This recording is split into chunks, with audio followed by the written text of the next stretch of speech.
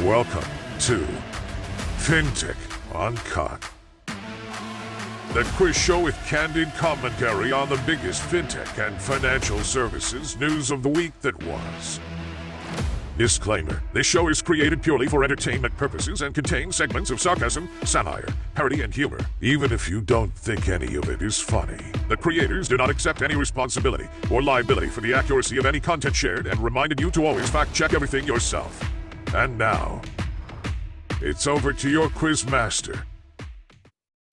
Welcome everyone at the third episode of Fintech Uncut, the quiz show with candid commentary on the week's biggest fintech and financial services stories with the wise guy, Chris Skinner, live from Vegas. We have the other guy, Andrew Vorster, live from somewhere in the UK. And then we have Judge Mary, again, live from Vegas. The host is me, myself, live from Belgium. With more shows, we got more feedback to improve the show as well.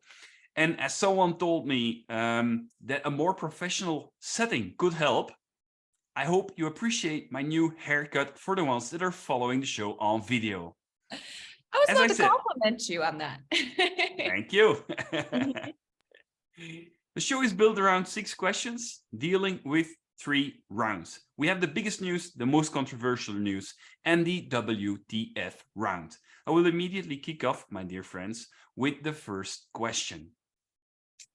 Sales of champagne and other luxury goods have a surprising side effect. What was that?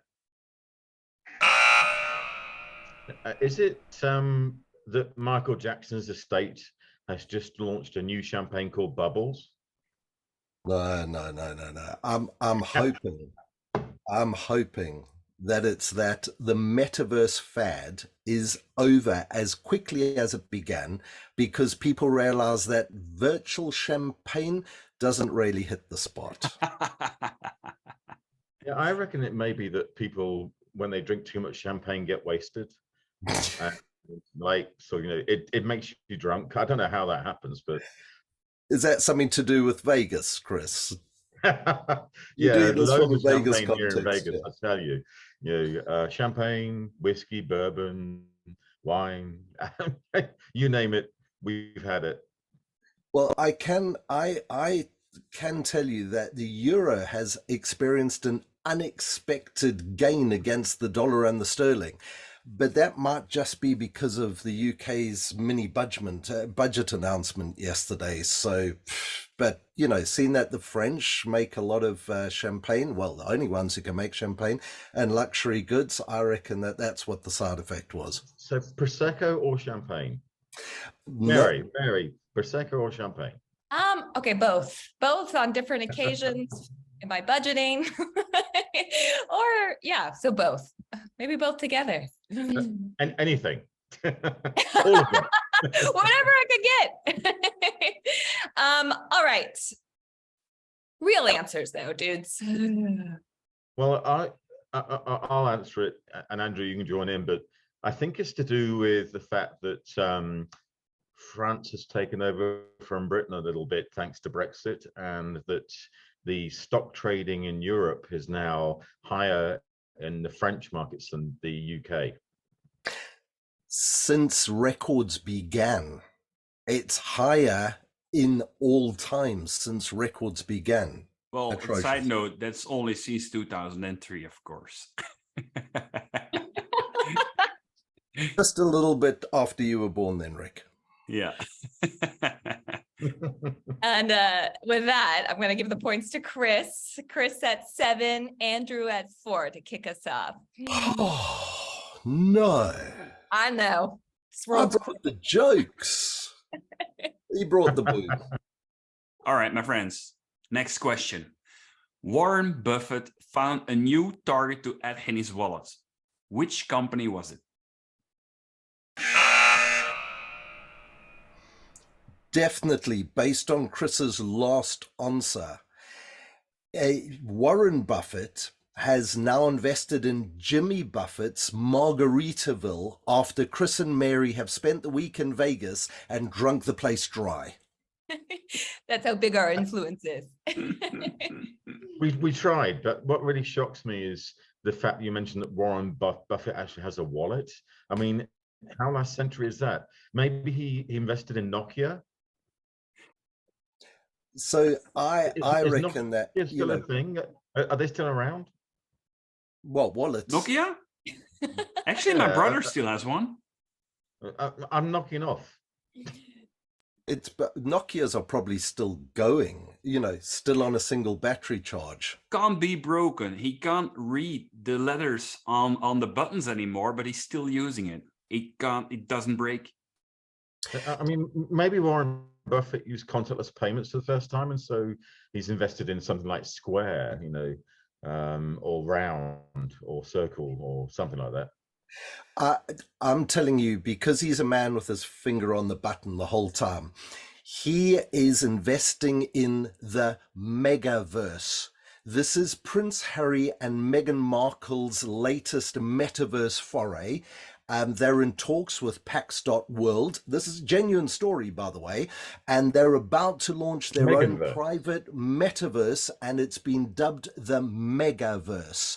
Meganverse. It's got to be the Meganverse. Yeah. No. Get it together, dudes. What's the real answer?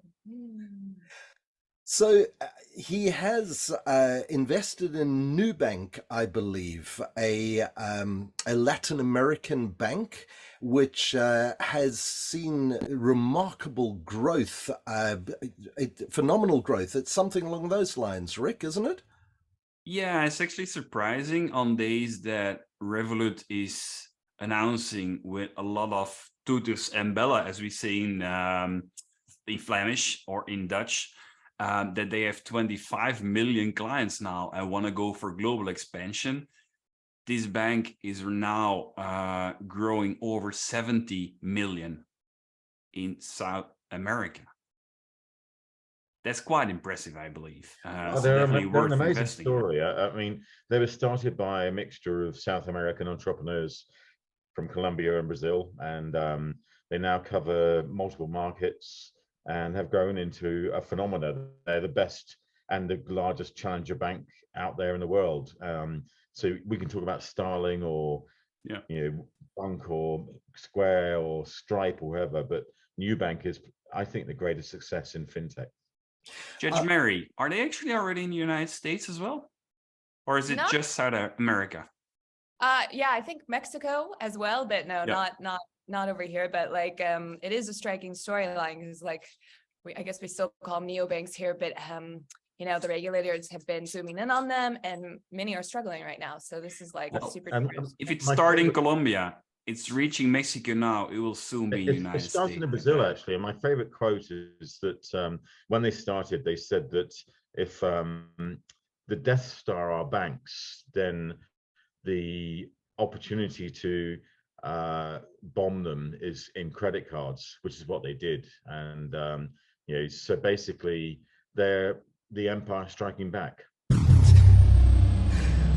I was, on a serious note, I was quite impressed to see that they have also started a youth offering for under 18s, which is aligned with, we recently on the banking scene after work hosted the CEO of RiseCard in Belgium, Morgan Wirtz, who is focused on youth. So youth is a big overlooked category. And Nubank have just added this whole youth offering as well, which is surely going to really explode the growth of account openings there. Yeah, especially in countries with a younger population. That's it. And as I said, if they start in Colombia and they're now in Mexico, they're probably reaching the US borders very soon and crossing it one way or another. I've got to correct you, Rick. Brazil first. Then it's Mexico and Colombia and Argentina. That's why we need someone like you in the show. Mary. Stay on the facts. All right. Okay. Chris, I'm bumping your score up for that last correction. So you get a 6, but Andrew still gets a 7. So for his thought leadership here, it's neck and neck. But don't worry. I know, Chris, you're always good at controversial questions. And we are just getting to the controversial round. Question number 1. Extinction Rebellion is far from being extinct. How did they make their point this week? Okay, so is it a rebellion or a revolution? And I think I would say that they renamed themselves Extinction Revolution and blew up the Houses of Parliament in England. Ooh, 4th of July. No, maybe not. That would have been in the news headlines, wouldn't it? Not in Vegas. One would hope. I reckon that they're all about preventing extinction. So they've taken Jurassic Park as sort of like their guideline, and they've brought dinosaurs back to life, which has made our good friend Lida Gliptis very happy because she loves dinosaurs. No? Well, you would think you know, an extinction, and I use this in my presentations these days, which is how can you price an extinction? So if everything on Earth died, what cost would that have? And that's actually the question that they're really asking. And that's what's posed in front of us, which is a bit depressing. So I'd rather say that maybe they told the G20 there are, you know, 8 billion people on Earth apparently now. I'm not sure they counted everybody, but if 7.9 billion people died, what would that be worth? Oh, sorry, I'm being depressing. Yeah, I was like, Chris, wow, this is grim. Where are the jokes? I mean, I feel a little sad right now. So I think that their announcement was they announced Chris Skinner as their greatest ambassador after the outstanding global success of his book, Digital Goods.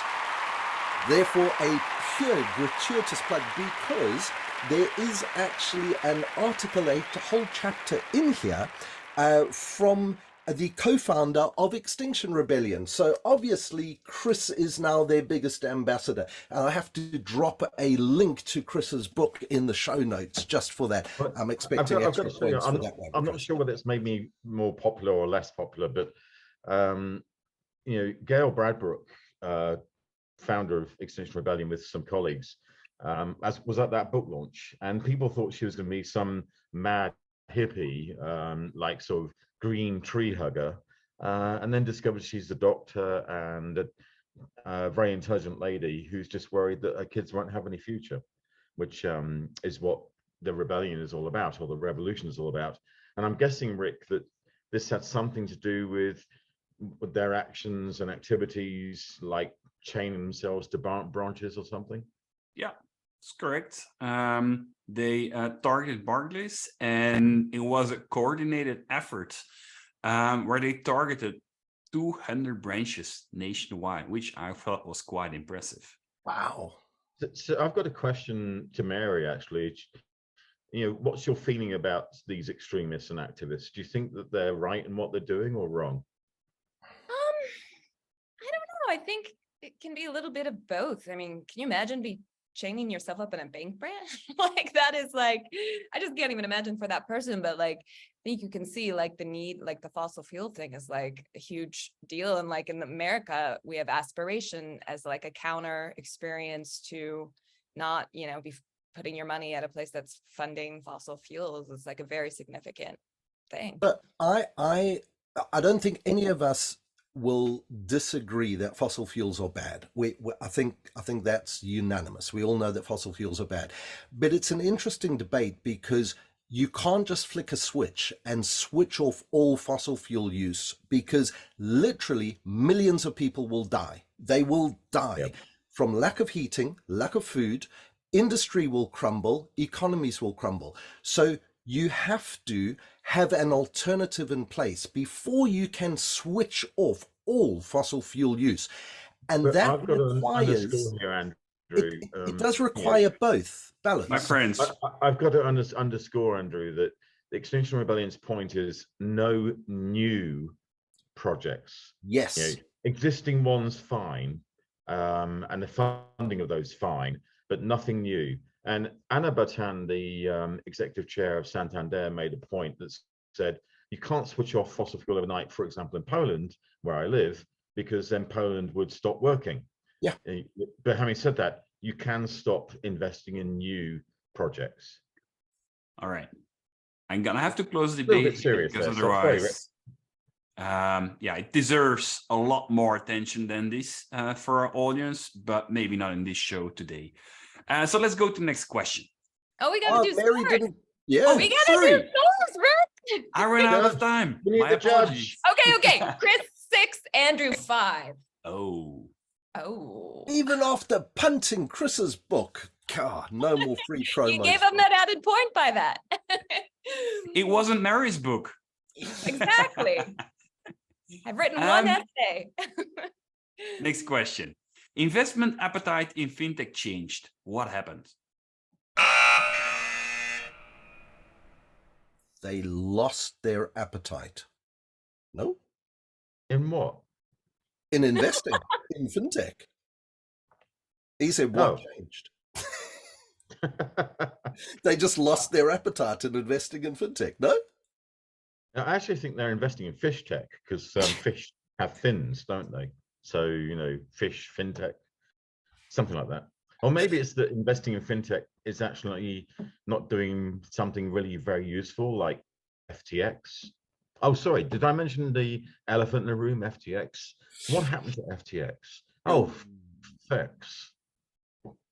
Oh. So I reckon that the change is that investors are flocking to the metaverse because it's not real, so they don't have to invest real money, and the whole thing's all a game. Isn't everything in investing a game? Well, yeah. It's a game with other people's money a lot of the time, unfortunately. I mean, the big issue right now is investing in resh tech, which is recession tech. And the challenge we have in recession tech, resh tech, is how to work out who the winners will be. Everyone's talked about a fintech boom. Well, a bit like the internet boom, there's a bust. And out of that, you still have the Amazons and the Googles of this world, but there's going to be some big losers, and it's trying to work out who will be the winners and losers. Getting very close. Anyone that would like to do offer a final answer? Let's ask the judge. What do you think? What do I think? I think you were slipping into the right path. Investments on the challenger banks, not as strong for the direct to consumer as the B2B. And Rick, I think you have some stats to throw at us of how big this difference is. Yes.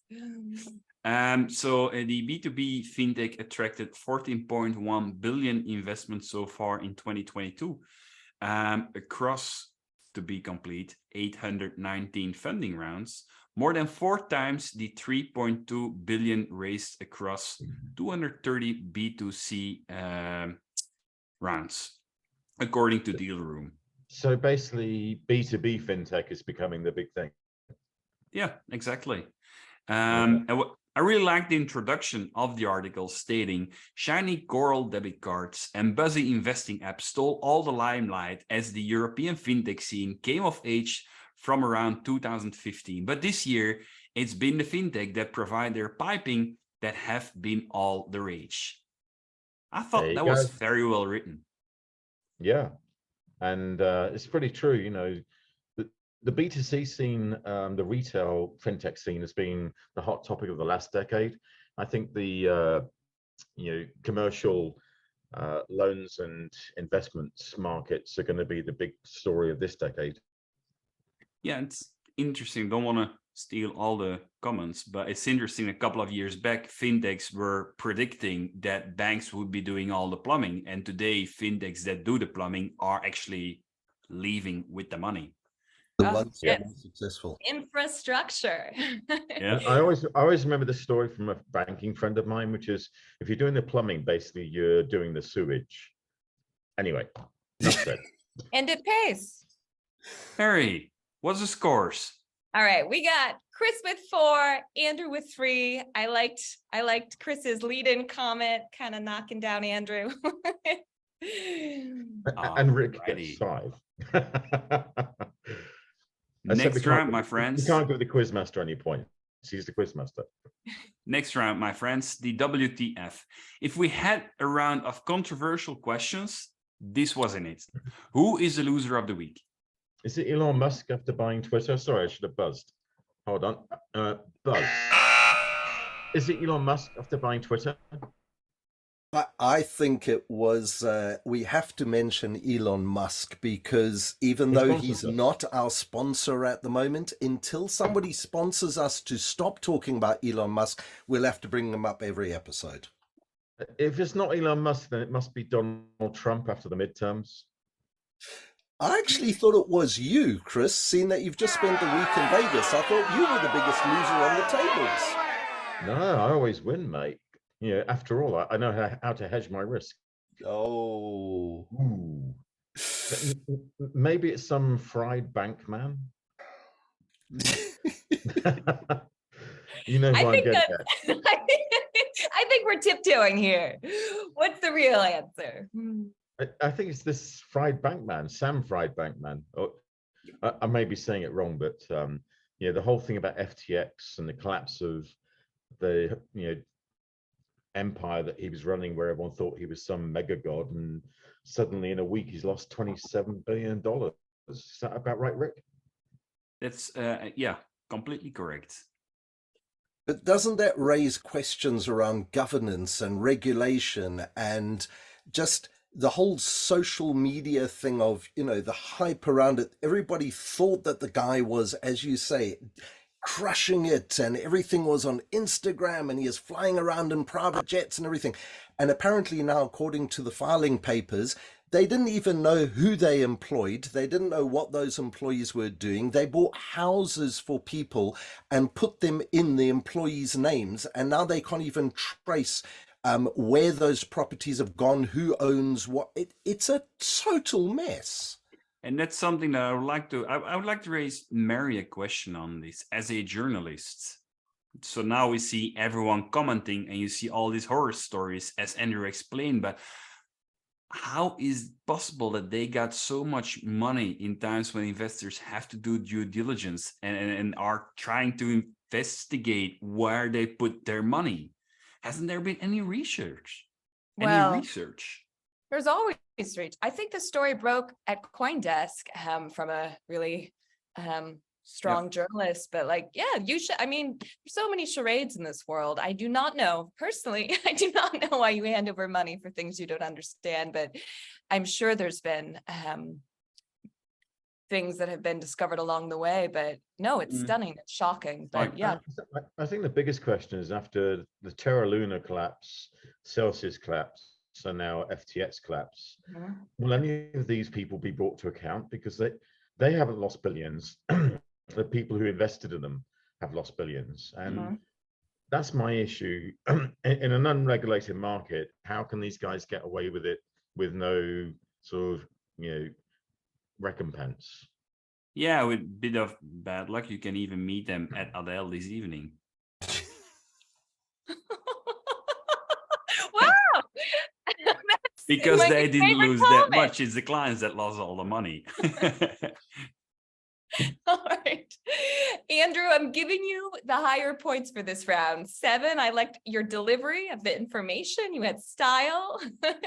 I felt like you lived up to your t-shirt. Chris, you got 5, so not too bad. Chris didn't buzz. Whoa! Chris, showing it off. Oh my goodness. That's really American. That's rock and roll. This week I'm on fire. I'm on fire in Vegas.